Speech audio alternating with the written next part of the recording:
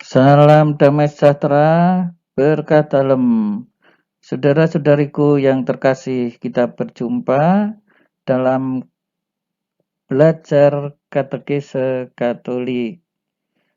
Sekarang bagaimana hukumnya dalam gereja Katolik kalau seorang pria dan wanita berpacaran, ingin menikah, ya, tetapi calon suami impoten. Gimana ini? Kami sudah saling mencintai, kami nggak masalah Romo, kami ingin menikah, boleh ndak? Nah ini ditengok dulu ini, ini jempolnya menghadap ke bawah. Ini orangnya gemuk, badannya kekar, tetapi maaf ya, itunya nggak jelas. Ya ini kita membahas secara dewasa saja ya, untuk 17 tahun ke atas. Nah baik saudara-saudariku, jangan gagal fokus ya, ikuti video ini. Jangan lupa subscribe, like, dan bagikan kepada teman-teman. Ya dari Tuhanlah pertolonganku channel ya. Pakai channel ya. Kalau mencari tanpa kata channel ini nanti yang keluar lagu-lagu. Baik, kita akan melanjutkan. Ya, jadi yang dimaksud dengan impotensi adalah ini. Ketidakmampuan penis untuk ereksi. Nah, ereksi itu apa nanti kita lihat di sini. Ya, melakukan penetrasi, ya, mencurahkan cairan ataupun mungkin tidak ada buah jakar. Kalau penis itu tidak ada buah jakar, ya kemungkinan besar atau bukan kemungkinan besar, dipastikan dia tidak akan bisa ereksi. Ereksi itu nanti kita bahas. Kadang disebut sebagai lemah syahwat ya kalau impoten ini, atau mati pucuk atau lemah zakar ya, adalah ketidakmampuan untuk memulai atau mempertahankan ereksi.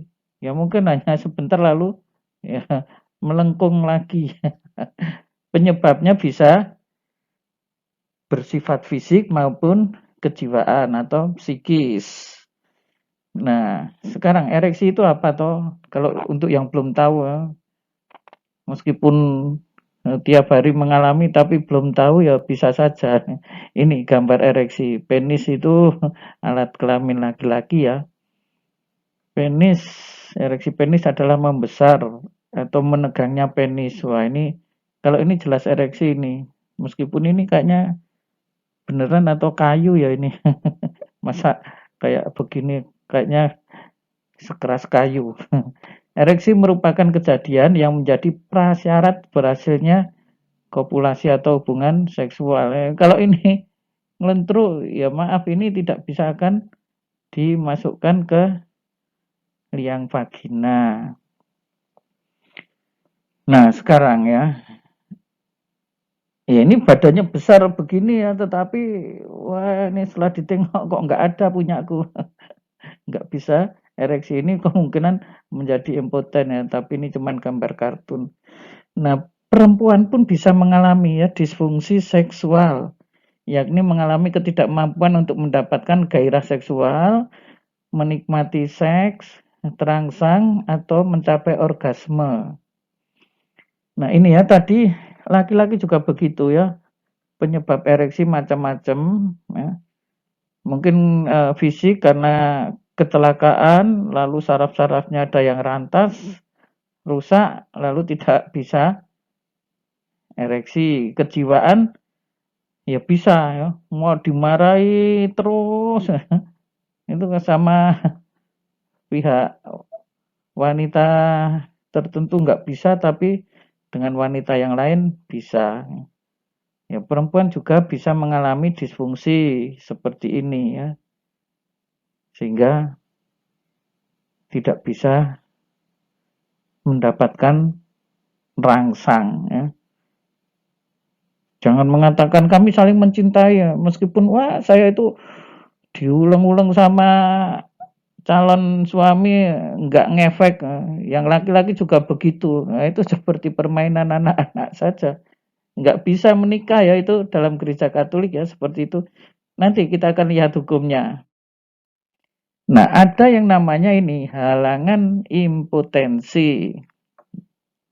Ya, impotensi untuk melakukan persetubuhan yang mendahului atau antecedents ya, mendahului perkawinan dan bersifat tetap atau perpetua, entah dari pihak laki-laki, entah dari pihak perempuan, entah bersifat mutlak, entah bersifat relatif, menyebabkan perkawinan tidak sah menurut kodratnya sendiri.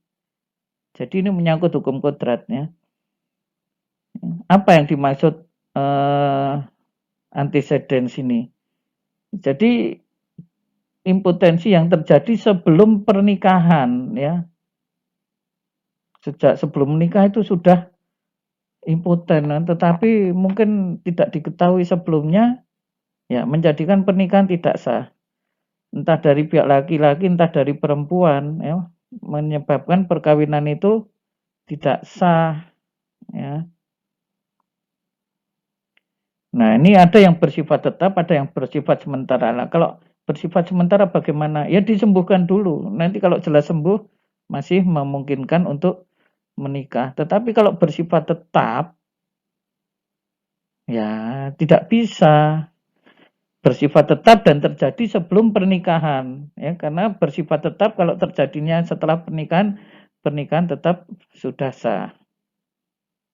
Nah, makanya ditengok itu pacarnya itu ini punya ndak no. Punya tapi kok cuma tidur terus, ngantuan mungkin dia ngantuan ini yang di dalam ini tidur terus anget di dalam celana ini. Jadi tidur terus.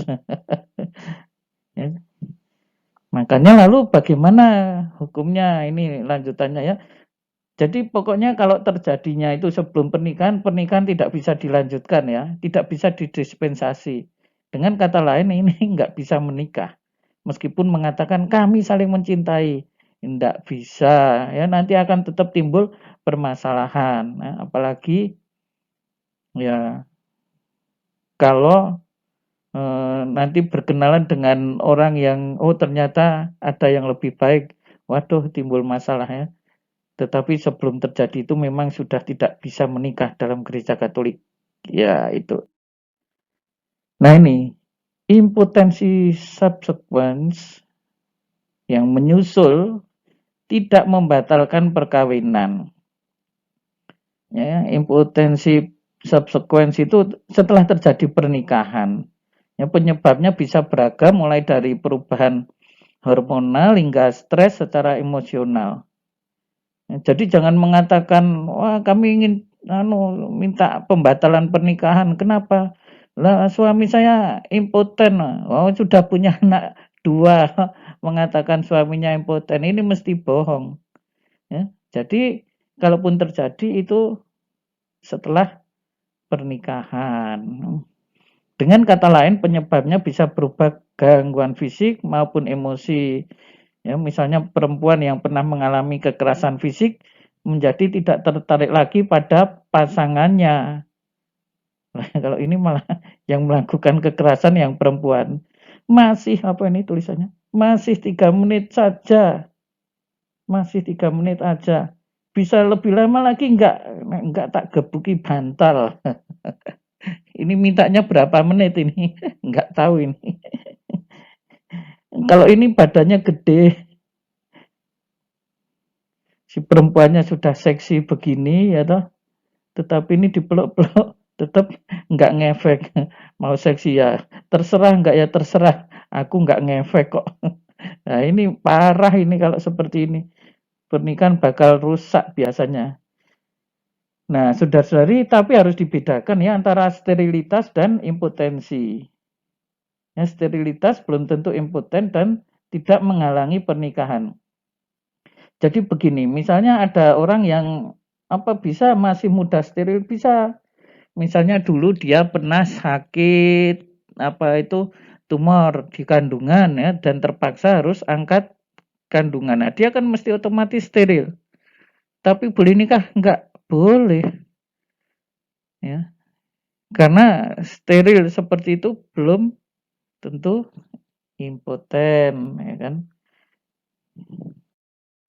Nah, ini masih halangan impotensi. Ini paragraf 2 ya. Tadi kan yang paragraf pertama pokoknya sebelum terjadi pernikahan dan diketahui impoten tidak bisa nikah, intinya gitu. Sekarang paragraf 2 apa? Jika halangan impotensi itu diragukan, entah karena keraguan hukum, entah karena keraguan fakta, perkawinan tidak boleh dihalangi, ya, dan sementara dalam keraguan perkawinan tidak boleh dinyatakan tidak ada.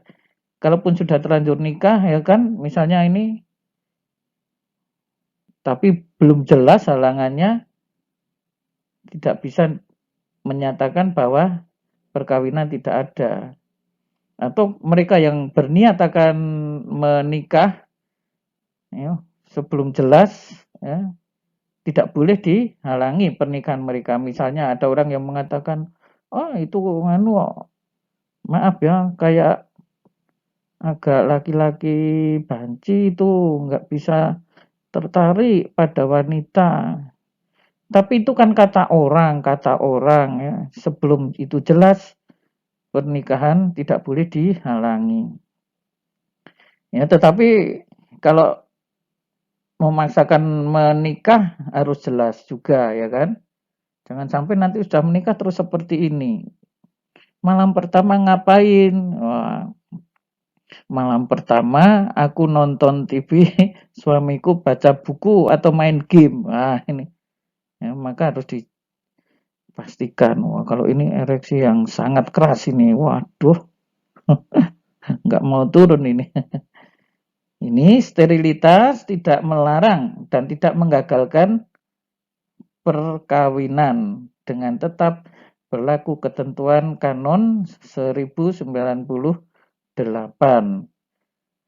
Apa bunyi Kanon 1098? Orang yang melangsungkan perkawinan karena tertipu oleh muslihat yang dilakukan untuk memperoleh kesepakatan mengenai kualitas dari pihak lain yang menurut hakikatnya sendiri dapat sangat mengacaukan persekutuan hidup perkawinan, menikah dengan tidak sah. Ya, ini misalnya dia merasa tertipu. Oh, kok suamiku kok masa sih malam pertama malah main game? Itu. Lu dulu gimana waktu pacaran? Ya, sepertinya ya bisa ereksi kok. Dia tidak impoten. Tapi ternyata misalnya ya tertipu oleh muslihat. Wah, dia memasukkan di celana itu pisang atau timun atau terong. Wah, kelihatannya keras, gede, isinya terong. Ya, ini hanya joke saja ya. Tetapi bisa ya orang menipu seperti itu. Ya, makanya dengan maksud menipu mengatakan, wah, ya bisa toh saya mosok saya itu laki-laki, misalnya seperti itu. Wah, kalau omong meyakinkan ya. Tapi ternyata omongannya berbusa-busa, tidak ada maknanya. Ternyata dia impoten, tidak bisa menikah dan tidak bisa diberi dispensasi. Ya jelas ya ini ya untuk aturan ini. Nah, itu. Baik, saudara-saudariku cukup jelas ya. Kiranya itu ya selamat belajar ya untuk semakin paham aturan hukum dalam gereja. Ya, selamat belajar Katekisme Katolik. Ya, jangan lupa like, share, dan subscribe. Makasih. Ya, nyalakan loncengnya dari Tuhanlah Pertolonganku channel. Jangan lupa ini pakai channel ya. Berkah dalam.